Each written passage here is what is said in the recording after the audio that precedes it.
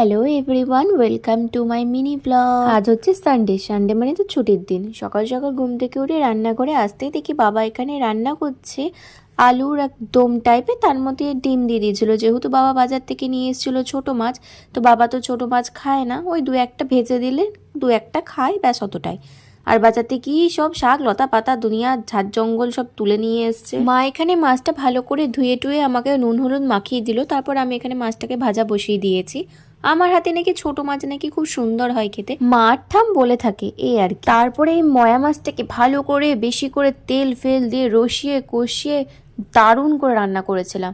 আর নামানোর আগে একটু ধনেপাতা দিয়েছিলাম। বেশি মশলা যায় না ছোট মাছে, ওই একটু পেঁয়াজ বাটা আর একটু লঙ্কা বাটা, ব্যাস, আর কিচ্ছু দিই না। আর নুন হলুদ তো দিতেই হয়। তো এই ছিল সানডে দুপুরবেলার মেনু। তারপর বিকেলবেলা কি করলাম, সন্ধ্যাবেলায় কি করলাম, সবটাই পরের ভিডিওতে আসছে। তো যাই হোক, টাটা।